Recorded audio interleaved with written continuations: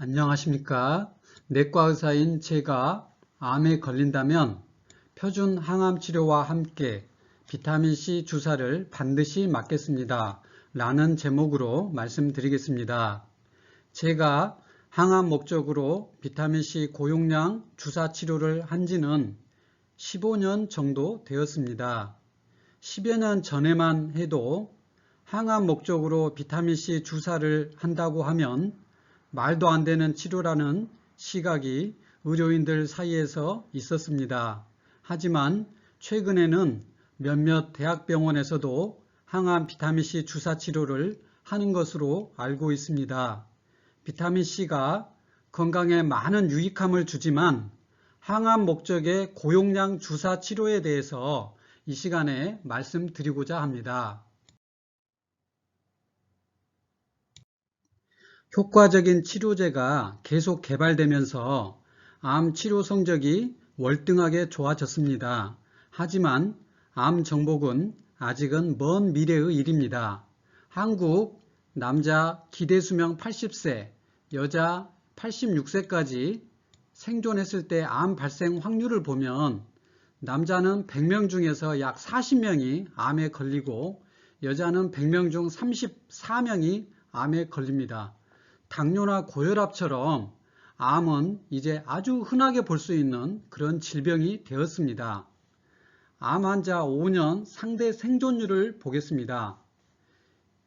연한 보라색은 국한된 암, 1기나 2기 초기, 그리고 보라색은 국소 전이, 그리고 진한 보라색은 원격 전이된 암을 말하는데요.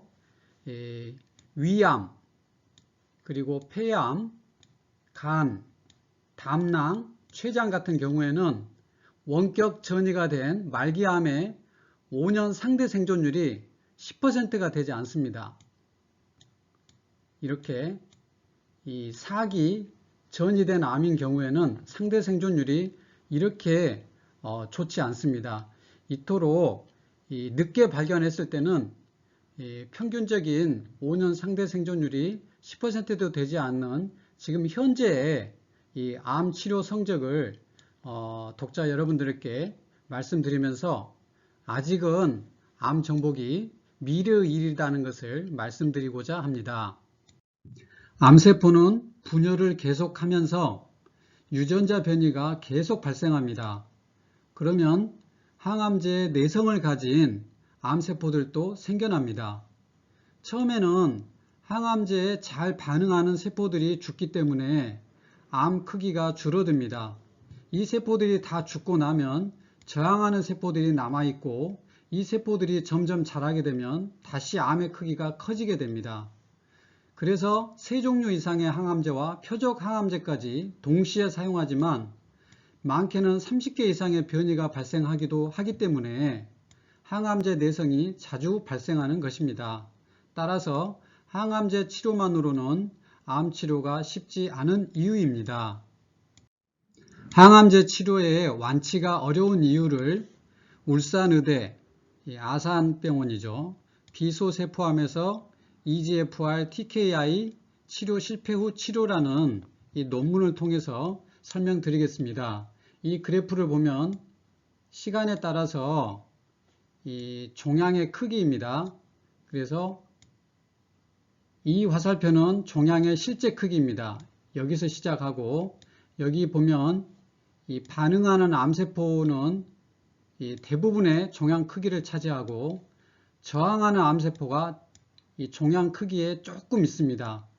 그리고 이제 여기서 이 치료제를 투여하기 시작하면 이 반응하는 암세포가 급격히 줄어듭니다. 이 사이즈가 급격히 줄어듭니다. 그래서 저항하는 암세포는 전혀 이 치료에 죽지 않습니다. 그래서 이 치료에 상관없이 서서히 크기가 증가합니다. 하지만 너무 천천히 증가하기 때문에 이 줄어드는 것이 급격히 줄어들기 때문에 전체적인 크기는 감소합니다. 그런데 여기까지 오면 이제는 이 반응하는 암세포가 거의 다 죽게 됩니다. 그러면 더 이상 더 크기가 줄어들지 않고 저항하는 암세포 때문에 크기가 점점 커지게 되는 것이죠. 그래서 이제 여기는 좀 복잡하긴 한데요. 이렇게 점차적으로 이제 암의 전체적인 크기가 다시 증가하게 됩니다. 결국은 처음에는 크기가 반응해서 감소하다가 다시 저항하는 암세포 때문에 크기가 점점 커지게 됩니다. 이렇게 처음부터 이 치료에 저항하는 암세포가 있기도 하고, 이 암세포가 점점 분열하다가 중간에 생겨나기도 하고, 그렇기 때문에 암세포의 변이는 독감 바이러스처럼 계속 나타납니다. 그래서 항암제를 여러 개를 병합 투여해도 완치가 쉽지 않은 이유입니다. 표준 항암 치료가 수술, 약물, 방사선 세 가지인데요. 이 표준 치료와 함께 이 비타민C 주사를 함께 사용하면 좋은 효과를 볼 수 있습니다.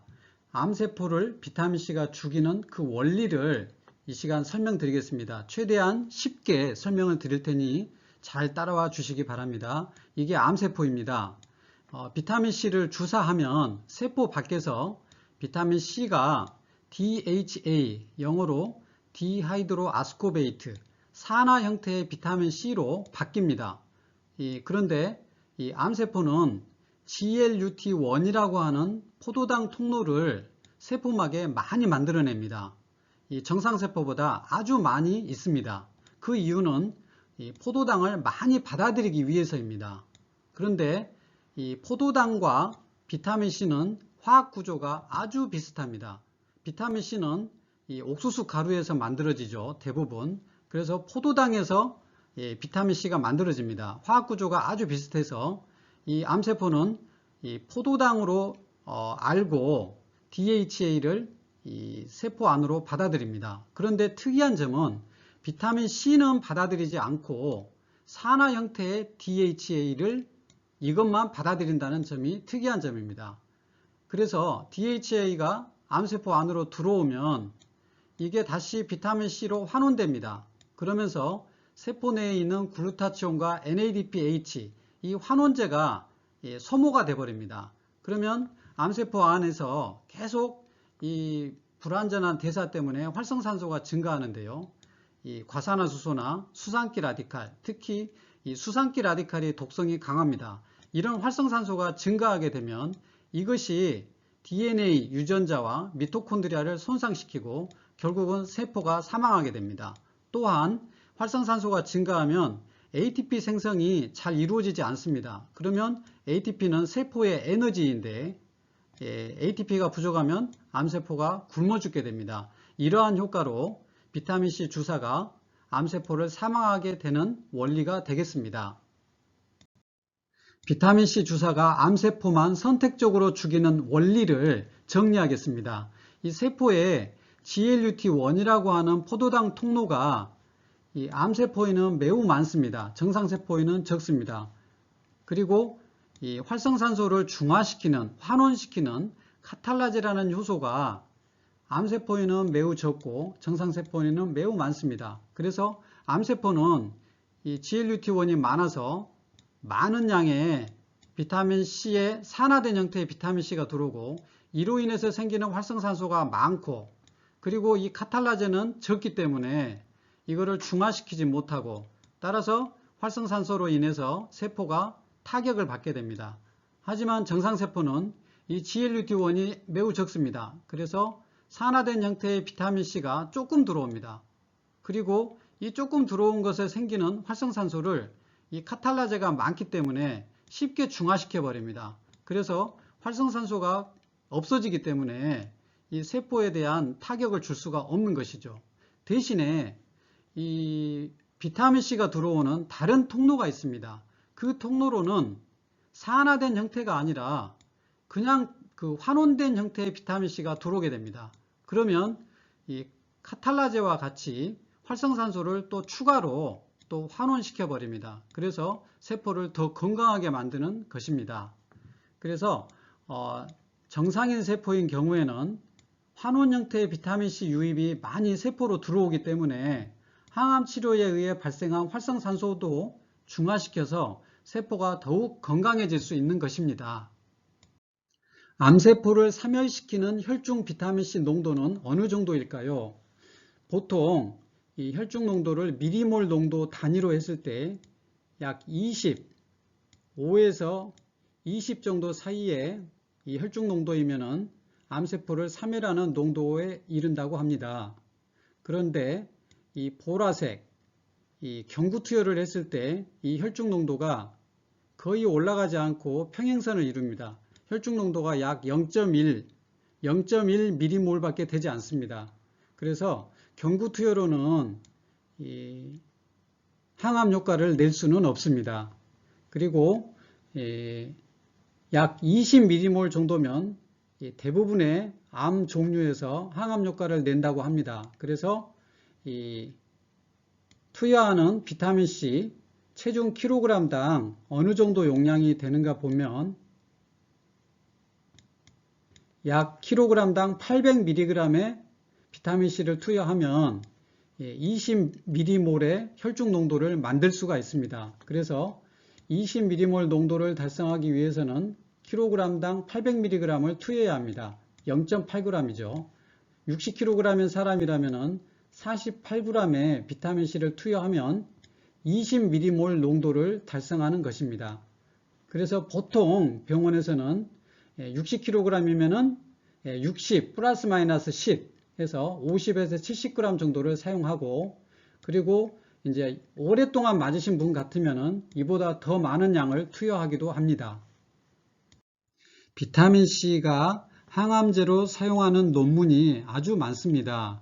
제가 두 가지만 가져왔습니다. 항암제에 저항하는 암의 비타민C 병행 치료가 탁월하다는 그런 논문인데요.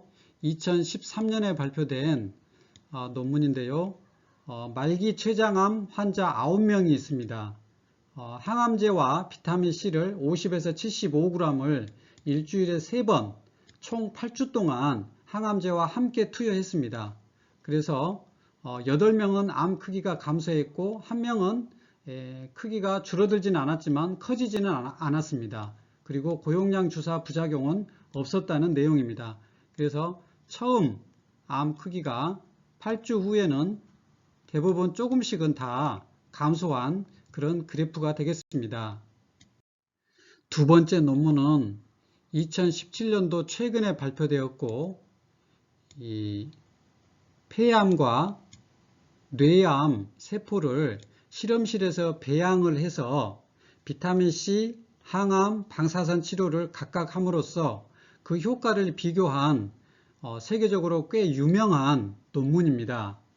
이 오른쪽 그래프를 보면서 설명하겠습니다. 1번이 대조군, 2번은 비타민C 투여군, 3번은 항암 방사선, 4번은 세 가지를 다 했을 때 그 암의 크기가 얼마나 줄어드는지를 본 것입니다.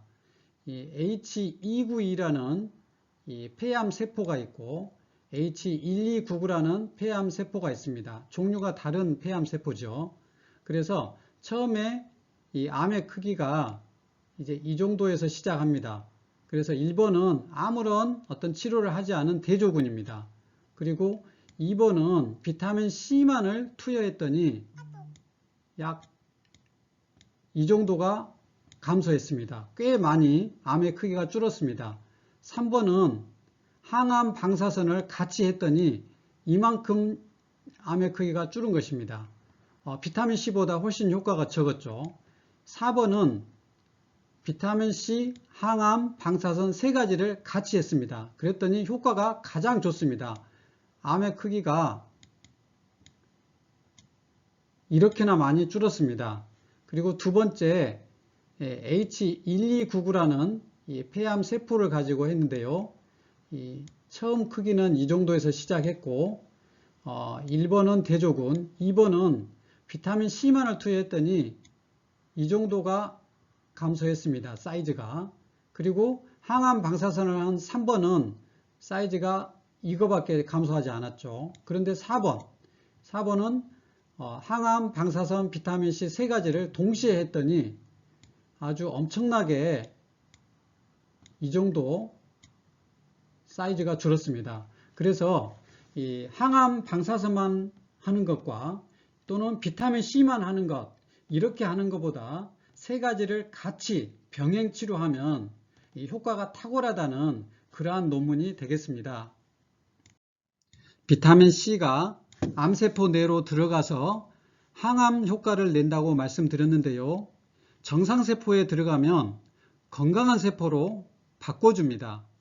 이 한국 논문이고요. 2017년에 발표되었는데요. 논문의 제목은 말기 암 환자에게 비타민C를 투여 후 삶의 질을 평가한 것입니다. 이 EORTC라는 이 표준화된 이 평가 기준으로 평가했는데요. 이 어떤 항암 치료도 하지 못하는 이 말기 암 환자입니다. 그래서 비타민C 10g을 일주일에 2회 주사했고 하루에 4g을 경구로 복용하고 다른 치료는 하지 않았습니다. 그랬더니 모든 항목에서 개선된 결과를 보여주었습니다. 그래서 이런 많은 이 평가 기준에서 이 치료 전과 후에 비교해 보니까 이 수치가 모든 이 기준에서 개선된 결과를 보여주었습니다. 이 항암 치료를 하게 되면은 사람이 너무너무 지치고 힘들게 됩니다. 이 정상인 세포까지 손상을 입기 때문에 그렇죠. 특히나 이제 여러 가지 이 위장 증상으로 먹을 수가 없게 되고 피로감도 극심하고 그리고 골수가 억제돼서 백혈구나 혈소판이 감소되기 때문에 이런 감염의 위험도 크고 또 출혈 위험도 큽니다. 특히 눈이나 뇌출혈 같은 거 되면 상당히 위험하게 되기 때문에 과격한 운동도 항암 치료 후에는 하시면 안 되겠습니다. 또한 신장 독성, 간 독성도 생길 수 있어서 항암 치료를 할 때 중단하는 가장 큰 이유는 항암제의 부작용입니다. 사람이 너무 못 견뎌서 더 이상 받을 수가 없어서 항암 치료를 못하게 되는 것입니다. 그러면 이제 결국 암은 다시 이제 자라게 되는 것이죠. 그런데 이 항암 치료를 하면서 비타민 C를 같이 투여하면 비타민 C가 정상인 세포에 들어가서 활성산소를 제거하고 염증을 감소시켜 주기 때문에 부작용을 획기적으로 개선해 줍니다. 그래서 지속적인 항암을 가능하게 해줍니다. 그리고 전신 컨디션도 매우 좋게 해줍니다. 암 환자의 정상세포, 암 환자의 암세포가 아니고 정상세포 안에 비타민C 농도가 매우 낮습니다. 통계를 보면 고갈될 정도의 낮은 농도 45%, 그리고 낮은 농도 18%, 그래서 부족한 경우가 매우 많습니다. 충분하거나 정상인 경우는 매우 적습니다. 그 이유는 비타민C 소모량이 많기 때문입니다. 암 자체가 염증을 유발하고 항암 치료에 의해서 염증이 발생하고 그러면서 활성산소가 생기기 때문에 이 비타민C와 글루타치온, 이 항산화제의 소모량이 많은 것입니다. 그래서 많은 증상이 나타나고 그래서 암 환자에게 비타민C를 투여하면 항암 효과도 보고 정상세포에 들어가서는 정상세포를 건강하게 해주는 엄청난 효과를 보는 것입니다. 이제 비타민C 주사를 정리하겠습니다. 투여 시기는 항암제나 방사선 치료한 당일 치료가 바람직합니다. 왜냐하면 비타민C는 항암제이기 때문에 방사선 항암제와 같이 치료하면 이 암세포에 대한 타격을 최대화할 수 있기 때문에 그렇습니다. 하지만 이 대학병원에서 이 항암제 치료하고 비타민C를 투여하는 병원이 별로 없습니다.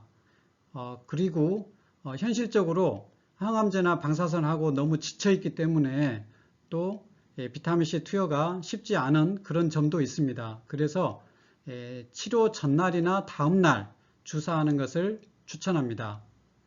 그리고 투여 횟수는 일주일에 2, 3회 정도 하면 되겠고 주의사항이 있습니다. 비타민C 주사하는 날은 식사도 든든히 하시고 또 물도 충분히 마셔야 합니다. 왜냐하면 주사 맞는 동안 그리고 맞은 후에 구역질이나 어지럼 등의 이러한 작은 부작용을 감소하기 위해서 그렇습니다. 항암 치료와 비타민C를 병행하면 항암제의 효과는 극대화시키고 또 정상세포의 손상을 감소시켜서 항암제의 부작용은 최소화시킬 수 있는 엄청난 장점이 있습니다. 독자 여러분, 비타민C는 가격이 싸고 특허가 없습니다. 제약회사가 돈을 벌지 못합니다. 비타민C 항암 연구를 제약회사에서 굳이 하지 않는 이유가 그것입니다. 저는 비타민C처럼 인간에게 축복된 약은 없다고 생각합니다. 저는 평소에 비타민C를 꾸준히 먹고 있고 여러 질병을 예방 목적으로 먹고 있습니다. 혹시나 암에 제가 걸린다면 진단과 동시에 이 주사 치료를 시작할 것입니다. 많은 참고가 되었으면 좋겠습니다. 감사합니다.